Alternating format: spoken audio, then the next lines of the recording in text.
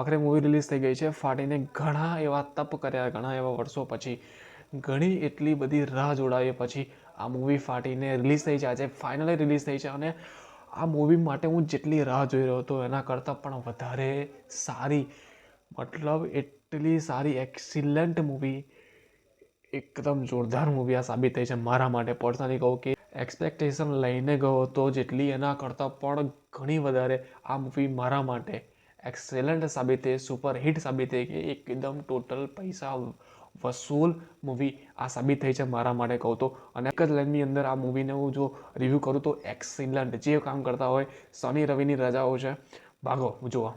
હું જે થિયેટરમાં ગયો હતો થિયેટરની અંદર જે ફેમિલી આવ્યું હતું એ એટલા હસી હસીના લોટપોટ થઈ ગયા હતા કે એટલી હું એકલો નહીં, હું તો હસી હસીને પેટ મારું દુખી ગયું હતું, પણ જાતે મારી સાથે જેટલા બી લોકો આવ્યા હતા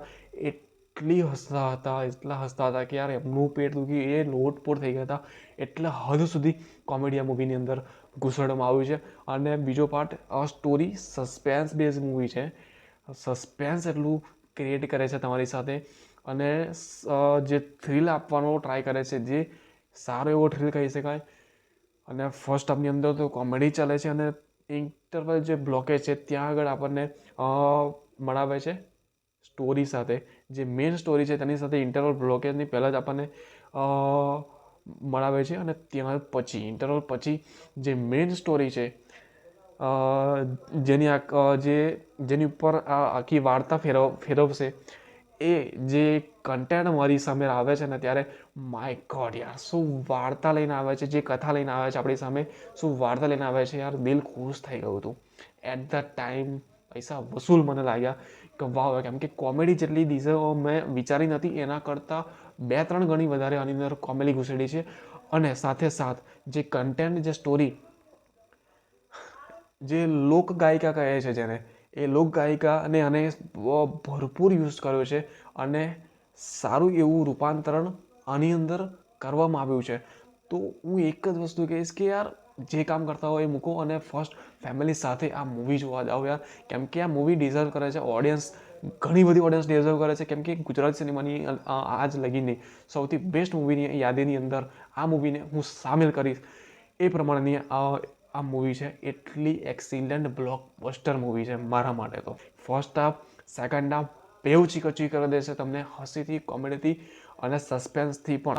પાસા હોય છે અમુક મૂવીની અંદર જે થોડું ડાઉન ટુ અર્થ લઈ જાય છે, પણ એની વાત હું આની અંદર નહીં કરું. કેમ કે એના કરતાં આના પાસા પોઝિટિવિટીથી વધારે ભરેલા છે કે ફેમિલી એટલું ખુશ થઈ ગયું છે. જતી ઘડીએ જે મૂવીની એન્ડ થયું ત્યારે જતી ઘડીએ એક જ વાક્ય બધાના મોઢે હતું, બધી ઓડિયન્સના મોઢે હતું કે મજા આવી ગઈ યાર, બહુ મજા આવી ગઈ એમ. હિતુ કનોડિયા એક્સિલન્ટ વર્ક કર્યું છે યાર સીનમાં. અને ખાસ કરીને સ્મિત પંડ્યાની વાત કરીએ તો એક્સિલન્ટ વર્ક કર્યું છે. જે કોમેડી પંચીસ એમણે આપ્યા છે, જે કોમેડી ડાયલોગ એમણે આપ્યા છે ને યાર, એમની જે વાણીની અંદર એક્સિલન્ટ છે. અને બીજી વાત, ચેતન દયા, એમને પણ મજા આવી ગઈ યાર. એમને જે કેમિયો છે, નાનો કેમિયો છે પણ મજા આવી જશે. હિતુ કનોડિયાનું પણ પરફોર્મન્સ સારું એવું રહ્યું છે. ઇમોશનની અંદર પણ એમને થોડા રાખવામાં આવ્યા છે અને સાથે સાથે આની અંદર પણ એમને સારો એવો રોલ ભજવવામાં આવ્યો છે, જે એક બેટર છે. લોબી સાઉન્ડ જે છે એની ઇફેક્ટ આપી તો પણ ઠીક છે, ના આપી હોત તો પણ એટલો જજો ફરક ના પડત. કેમ કે સ્ટોરી એ પ્રકારની છે જે ઉઠાવી છે ને, પર્સનલી મને એવું લાગ્યું કે વાવ યાર, મસ્ત સ્ટોરી જે તમે ઉઠાવી છે. પર્સનલી એવું લાગ્યું.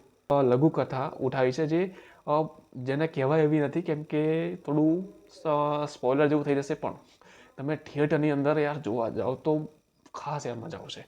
મૂવીમાં બીજી કોઈ જ ખામી નથી, કોઈ જ વસ્તુની ખામી ના લાગી. કેમ કે VFXના માધ્યમે પણ સારું વર્ક કર્યું છે, એક્ટિંગમાં બી સારું વર્ક કર્યું છે, કોમેડીની અંદર બી સારું વર્ક કર્યું. હા, હન્ટેડ જે હોરરનું હોરર જે છે નથી એટલો બધો નથી ડરાવતો, પણ જે મળ્યું છે એ બહુ વધારે આપી દીધું છે. મતલબ કે આપણને એક્સપેક્ટેશન કરતાં વધારે ગુડ ફીલ કરાવે છે મૂવી, એ પ્રકારની છે. અમારા તરફથી આ મૂવીને 5માંથી 4 સ્ટાર પૂરેપૂરા.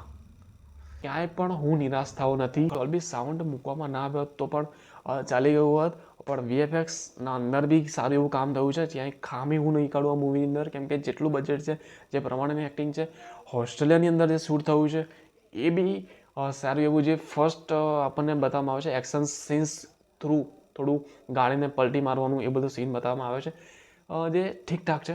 એટલું બધું એક્સ્ટ્રા ઓર્ડિનરી નથી, બનાવટી થોડું ફીલ થાય છે, પણ બધું જ જવા દઈશું, કેમ કે સ્ક્રીન રાઇટિંગ એટલી ટાઈટ છે કે 2.5 કલાક ક્યાં જતા રહ્યા મને પોતાને ખબર ના પડી, ક્યારે ઇન્ટરવલ આવી ગયો એ પણ ખબર ના પડી. સિરિયસલી દિલથી કહું છું, કોઈ પેડ રિવ્યૂ નથી આ, સિરિયસલી કહું છું કે ક્યારેક ઇન્ટરવલ આવી ગયો એ ખબર ના પડે. એટલી ટાઈટ સ્ક્રીન પ્લે છે, એટલી સ્ક્રીન રાઇટિંગ ટાઈટ છે. અને એના પછી બીજું શું જોઈએ કે કોમેડી, હાઈ લેવલની કોમેડી, એટલી કોમેડી કે જમકોડી મૂવીની અંદર તમે જો કોમેડી જોઈ એના કરતાં ડબલ 3-4 ગણી આની અંદર મૂકી શકો છો તમે. અને જે હોરરનો ભાગ એકદમ નહીવત કહેવાય, પણ જે સ્ટોરી છે, જે કન્ટેન્ટ, જે લોક વાયકાની અંદર વાત કરવામાં આવી છે તે પર્સનલી મને ગમી, એટલા માટે અને હું ફેવરમાં છું. પાર્ટીને મૂવી એક જ મૂવી છે જે અત્યારે તમે ઓડિયન્સ ફેમિલી સાથે જોઈ શકો છો. બીજી એક બી મૂવી નથી. ફેમિલીની સાથે જો એન્ટરટેનમેન્ટ કરવા માગતા હોવ સાચું, તો અવશ્ય જુઓ આ મૂવી. શનિ રવિની અંદર એટલા દિલ ખુશ થઈ જશે તમારા કે યાર દુઆ આપશે મને, યાર દુઆ કે વાવ યાર થેન્ક યુ કહીને જશો તમે મને, થેન્ક યુ. અને ના ગમે તો બે ગાડો એક્સેપ્ટેબલ, પણ ખાસ કરીને મૂવી જોવા જાવ યાર. યાર વિચાર એવું લાગ્યું કે યાર થોડું વધારે ચાલી જાય યાર મૂવી, થોડી વધારે ચાલી જાય.